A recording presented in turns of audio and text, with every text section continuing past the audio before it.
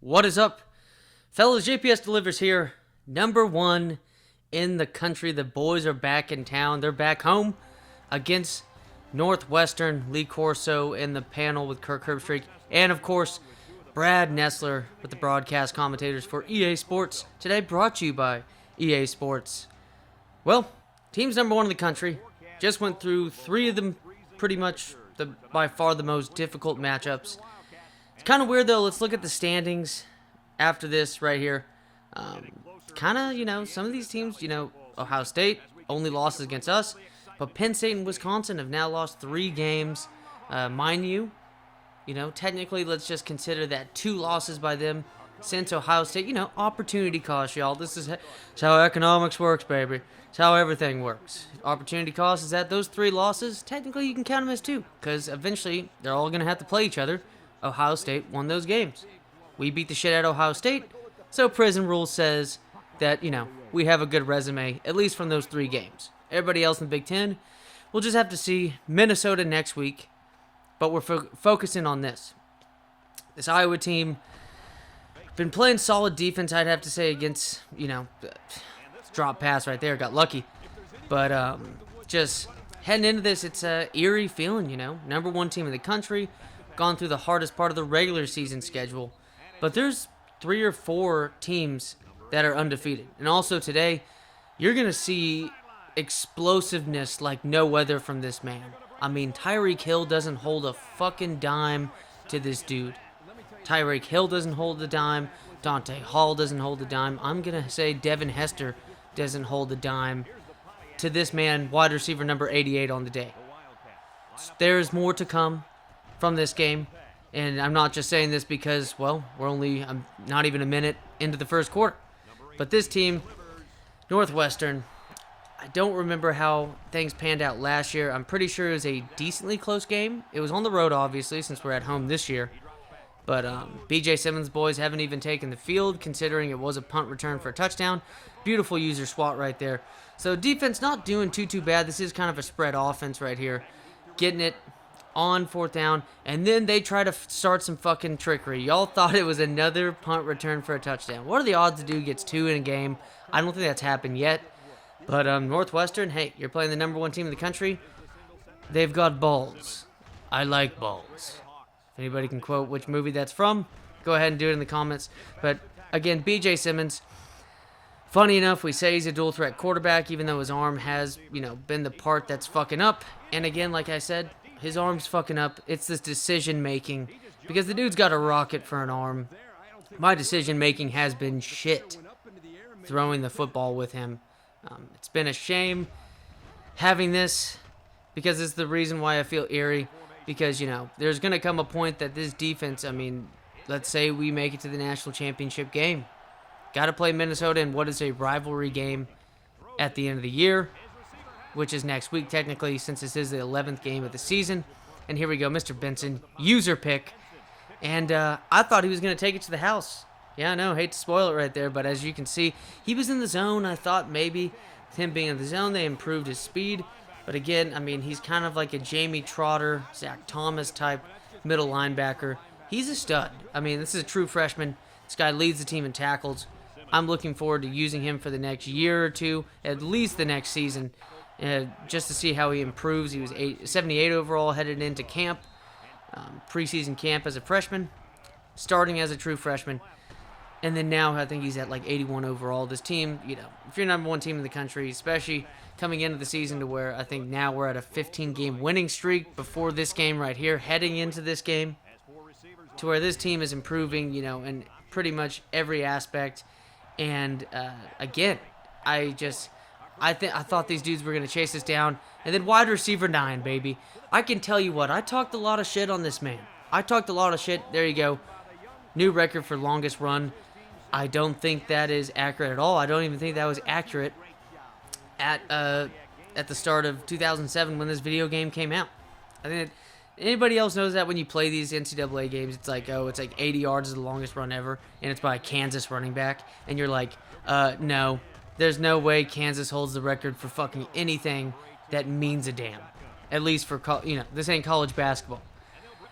But, pretty much for this Iowa team, they're vastly improving. Like I said, just everywhere. Makes sense. We're playing way over our heads right now.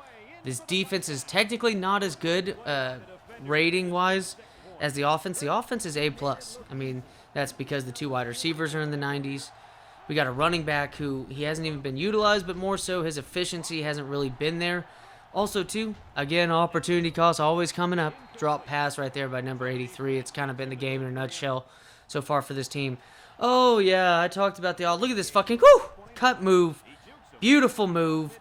And he was flashing already as the impact player. Are you going to really stop this man? You going to stop him? So, up by 4 touchdowns at this point. Team's balling out. Cornerbacks leaping, 380 inches in the air to get that pass right there.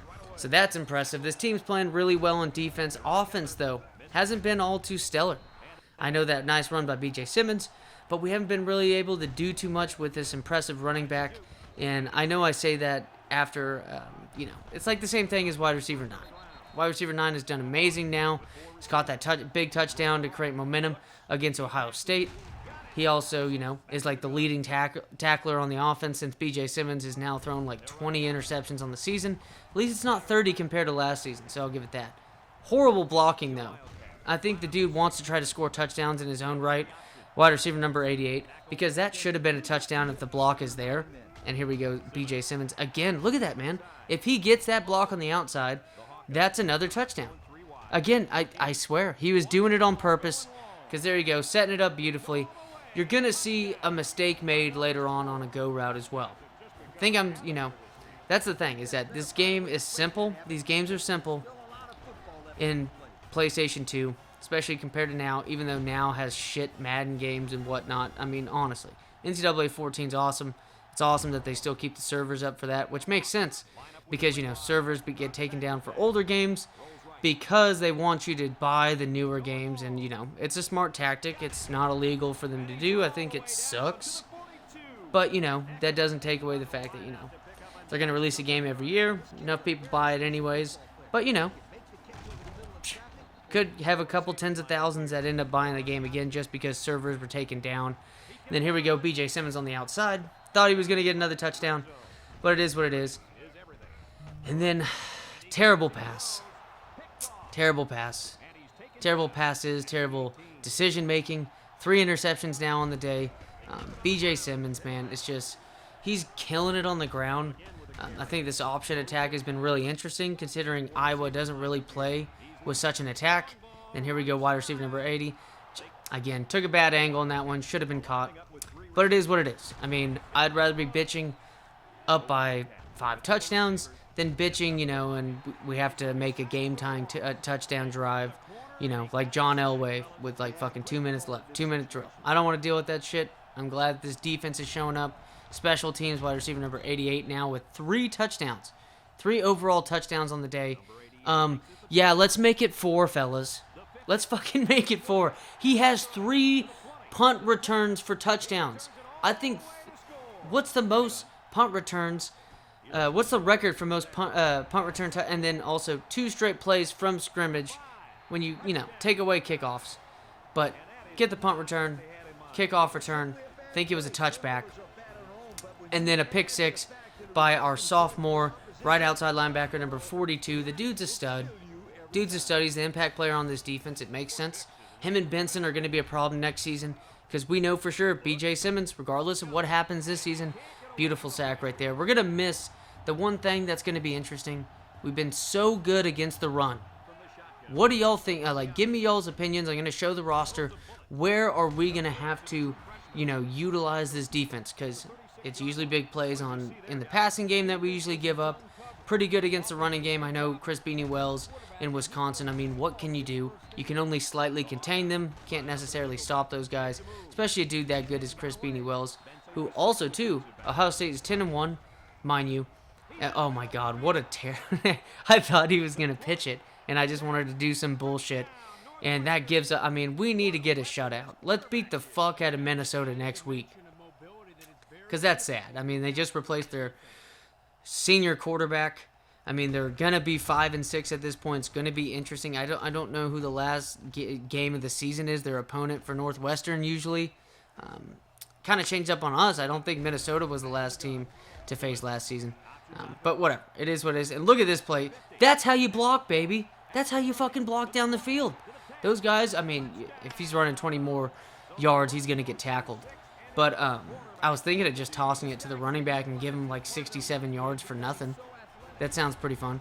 But it is interesting, though, on an option like that. If I just pitched it on, let's say you get 99-yard run, pitch it right at the 1, last minute and give it to the running back, does he technically get credit for all 99 yards since he didn't even run all those? I know technically he did, but the ball wasn't in his control. I don't know. Interesting questions. I'd like to hear y'all's opinion on it. But wide receiver number 80, this is the pleasure of all. And then here we go. Fuck you, Heisman CPU.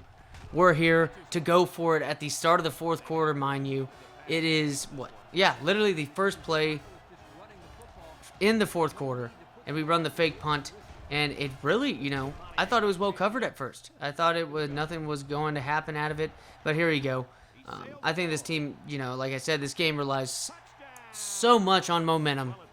And right there, once you have a big play like that, a huge play, your team is going to go batshit after a fake punt. It should go batshit. I mean, really. I think a fake punt should make you go more batshit than even a pick six. I don't know if that's a hot take, but a fake punt seems way more rare to succeed on than a pick six. But this Iowa team, what do y'all think? So, not trying to look too far ahead in the future, but we do know that this is campus legend for B.J. Simmons. This defense, though, they've been really impressive against the run. We're going to keep all of our linebackers, so really that's really good. But, and we're going to have both defensive ends come back, and, also too, leading sack guy on this team, team leader in sacks, is returning. He is one, I think, right end. There you go. Highest efficiency right there. That's some Pat McAfee type shit. But B.J. Simmons, 246 yards, 0 yards by halfback 23. And his long was 9. I mean, holy shit. It's just the efficiency hasn't been there all too much. 8 attempts for 246. I mean, that's averaging more than 30 an attempt. Holy fuck. No receivers over 100 yards on the day. Passing attack wasn't great at all. But Benson, strong game. Almost pick six by him, but there you go. Right in, number 98 leads the team. So he's a freshman redshirt. Benson's a freshman. Sophomore, left end. You have another two sophomores, I think, at cornerback. But we have all three. So we have 3 defensive tackles that are rated 90 or higher. Defensive tackle 47, the impact player on this defense as well. He is actually rated 99 overall. Dude's got like 74 speed, which is pretty insane. I mean, that's like Glenn Dorsey in this game speed, but we know who Glenn Dorsey is. But really, though, what's this defense going to do? What do y'all think? Because I think we're going to lose our free safety, number 11, and we're also going to have the strong safety returning, though. But what's going to happen? As always, fellas, take it easy, and see y'all next time.